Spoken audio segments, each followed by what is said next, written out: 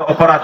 রাসূলুল্লাহ সাল্লাল্লাহু আলাইহি ওয়াসাল্লাম বলেন, মান আহদাথা ফি আমরিনা হাযা মা লাইসা মিনহু ফাহুয়া রাদ।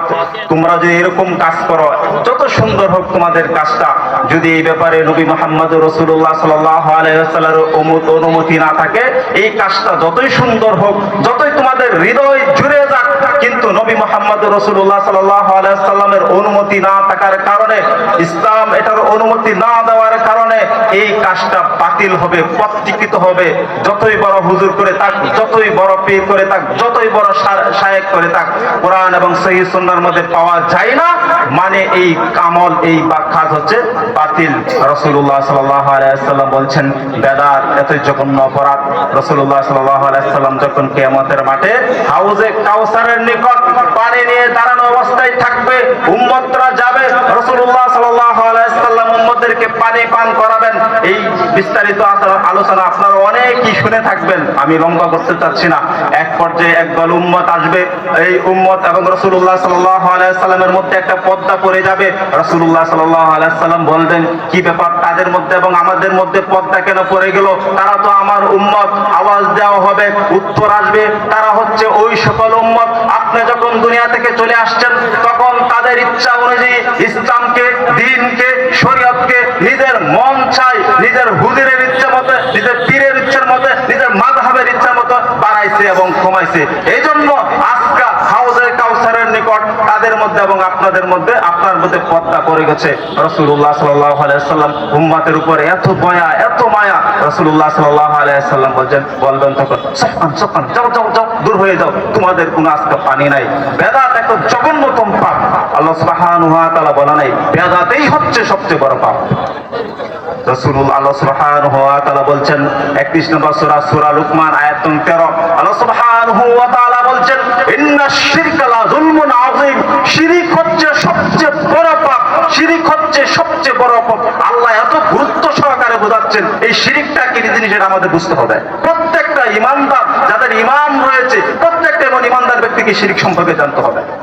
আল্লাহ সুবহানাহু ওয়া তাআলা সূরা জুমার আয়াত 65, আল্লাহ সুবহানাহু ওয়া তাআলা বলছেন, শিরক এরকম একটা পাপ, ওয়ালাকাদ উহিয়া ইলাইকা ওয়া ইলাল্লাযীনা মিন ক্বাবলিক লাইন আশরাকতা লা ইয়াহবাতান্না আমালুক।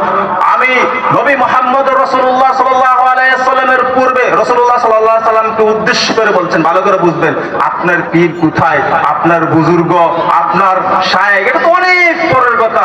আল্লাহ সুবহানাহু ওয়া তাআলা শিরক বুঝাতে গিয়ে যাকে শিরকের বিরুদ্ধে অবস্থান করার জন্য সৃষ্টি করা হয়েছে, প্রেরণ করা হয়েছে, এমন একটা ব্যক্তিকে দিয়ে উদাহরণ দিচ্ছেন। আল্লাহ সুবহানাহু ওয়া তাআলা বলছেন, ওয়ালাকাদ উহিয়া ইলাইকা ওয়া ইলাল্লাযীনা মিন ক্বাবলিক লাইন আশরাকতা লা ইয়াহবাতান্না আমালুক।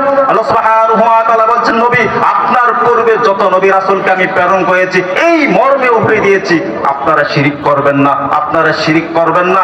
হে নবী, আপনিও যদি শিরক করেন, নবী মুহাম্মদ রাসূলুল্লাহ সাল্লাল্লাহু আলাইহি ওয়াসাল্লামকে উদ্দেশ্য করে আল্লাহ সুবহানাহু ওয়া তাআলা বলছেন, নবী মুহাম্মদ সাল্লাল্লাহু আলাইহি ওয়াসাল্লাম, যদি আপনিও শিরক করেন আপনাকেও ছাড় দেওয়া হবে না, আপনার আমলকে ধ্বংস করা হবে, আপনার সকল আমল বরবাদ করে দেওয়া হবে এবং আপনি ক্ষতিগ্রস্ত যারা রয়েছে তাদের অন্তর্ভুক্ত হয়ে যাবেন। নবী মুহাম্মদ রাসূলুল্লাহ সাল্লাল্লাহু আলাইহি ওয়াসাল্লাম কখনোই শিরক করতে পারে না। আল্লাহ সুবহানাহু ওয়া তাআলা শিরক যে কত বড় পাপ এটা তাগিদ বোঝাচ্ছেন। যদি নবী মুহাম্মদ রাসূলুল্লাহ সাল্লাল্লাহু আলাইহি ওয়াসাল্লাম শিরক করতেন, আল্লাহ ছাড় দিতেন না। আল্লাহ সুবহানাহু ওয়া তাআলা বলছেন, যদি নবী মুহাম্মদ রাসূলুল্লাহ সাল্লাল্লাহু আলাইহি ওয়াসাল্লাম শিরক করতেন, নবী মুহাম্মদ রাসূলুল্লাহ সাল্লাল্লাহু আলাইহি ওয়াসাল্লামের আমলকে বাতিল করে দেওয়া হতো, তিনি ক্ষতিগ্রস্তদের অন্তর্ভুক্ত হয়ে যেতেন। শিরক এত বড় পাপ। আল্লাহ সুবহানাহু ওয়া তাআলা বলছেন, পৃথিবীতে এরকম কোনো পাপ নেই এবং কোনো পাপ নেই যে আল্লাহ সুবহানাহু ওয়া তাআলা ক্ষমা করবেন না। কিয়ামতের মাঠে ক্ষমা এক পর্যায়ে হয়ে যাবে, কিন্তু যারা শিরক করে মারা যায়, মুশরিক অবস্থায় মারা যায়, আল্লাহর পক্ষ থেকে ফয়সালা হচ্ছে, ইন্নাল্লাহা লা ইয়াগফিরু আন ইউশরাকা বিহি ওয়া ইয়াগফিরু মা দুনা যালিকা লিমান ইয়াশা। যারা শিরক মুশরিক অবস্থায় মারা গেল, মৃত্যুবরণ করলো, তওবা করার পূর্বেই আল্লাহর পক্ষ থেকে ফয়সালা হচ্ছে, ঘোষণা হচ্ছে, সে যত বড় আলেম থাক, যত বড় বুজুর্গ থাক, যত বড় রাজনীতিবিদ থাক, ওই ব্যক্তির কোনো ক্ষমা হবে না, ওই ব্যক্তির কোনো ক্ষমা হবে না। আমরা সকল আলেমরা যদি কাবা ঘরকে সামনে নিয়ে ওই ব্যক্তির জন্য দোয়া করে, রাত্রে তাহাজ্জুদ করে দু হাত তুলে আল্লাহর কাছে কাঁদতে কাঁদতে যাই নামাজ ভিজিয়ে ফেলি, তারপরেও এই পাপের গুনাহের ক্ষমা হবে না। আপনার ইতিহাস জানেন, নবী মুহাম্মদ রাসূলুল্লাহ নবী ইব্রাহিম আলাইহিস সালাম তার পিতার জন্য সুপারিশ করবেন, দোয়া করবেন, কিন্তু ক্ষমা করা হবে না। ওইদিকে আমি যাচ্ছি না, আমি শিরিক বুঝাচ্ছি। শিরিক কত পাপ, কত বড় পাপ। আল্লাহ সুবহানাহু ওয়া তাআলা বলছেন সূরা নিসার মধ্যে আসছে, ইন্নাহু মা ইশরিক বিল্লাহি ফাকাদ হারামাল্লাহু আলাইহিল জান্নাহ। যে ব্যক্তি মুশরিক অবস্থায় মারা গেল, শিরিক কারি করা অবস্থায় মারা গেল, আল্লাহর পক্ষ থেকে চূড়ান্ত ফয়সালা হচ্ছে তার ঠিকানা জাহান্নাম, তার ঠিকানা জাহান্নাম। কখনোই সে জান্নাতে যাবে না যদি মুশরিক অবস্থায় মারা যায়। এই হচ্ছে শিরিকের ভয়াবহতা। কিন্তু আমরা বাংলা মুসলিম জাতি আমল সম্পর্কে আমরা অনেক বেশি আমল করি, কিন্তু শিরিক কি করলে হয় এটা আমরা খুব কম মানুষ জানি। সংক্ষেপে আমরা জানবো কি কি করলে শিরিক হয়ে যায়। আগে আমরা বুঝলাম যে শিরিক কত বড় পাপ। একজন মুমিন জীবন দিয়ে দিতে পারে, কখনো শিরিক করতে পারে না। একজন মুমিন তার চাকরি হাতে হারাতে পারে, সে শিরিক করতে পারে না। একজন মুমিন তার রাজত্ব হারাতে পারে, কিন্তু সে শিরিক করতে পারে না। একজন মুমিন সর্বশান্ত হয়ে যেতে পারে, কিন্তু সে আল্লাহর সাথে কাউকে শরীক করতে পারে না। এটা হচ্ছে তার ঈমান, এটা হচ্ছে তার সম্পদ, এটা হচ্ছে তার জান্নাত। শিরিক থেকে মুক্ত থাকতে হবে। আমাদের সমাজে প্রায় মানুষই শিরিক করে থাকে, বিভিন্ন ক্যাটাগরির মানুষ বিভিন্ন ভাবে শিরিক করে থাকে। কয়েকটা উদাহরণ আপনাদের সামনে আমি দিচ্ছি।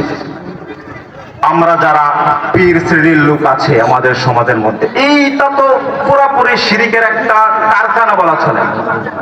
আল্লাহ সুবহানাহু ওয়া তাআলা বলছেন একমাত্র ইবাদত করতে হবে আল্লাহ, একমাত্র ইবাদত করতে হবে আল্লাহ। ওয়া খালাকুল জিন্না ওয়াল ইনসা ইল্লা লিয়াবুদুন। পৃথিবীর মানুষ এবং জিন তোমাকে আল্লাহ এমনি এমনি সৃষ্টি করে নাই। শুধুমাত্র তোমাকে সৃষ্টি করার উদ্দেশ্য হচ্ছে শুধুমাত্র একমাত্র আল্লাহর ইবাদত করতে হবে। ওয়া মা খালাকুল জিন্না ওয়াল ইনসা ইল্লা লিয়াবুদুন। কোন মাজারের, কোন বাবার, কোন পীরের, কোন দরবারের, কোন মাযহাবের ইবাদত করার জন্য আপনার জন্ম হয় নাই। আপনার জন্ম হয়েছে শুধুমাত্র আল্লাহ সুবহানাহু ওয়া তাআলার ইবাদত করার জন্য। এটা বুঝতে হবে আপনার।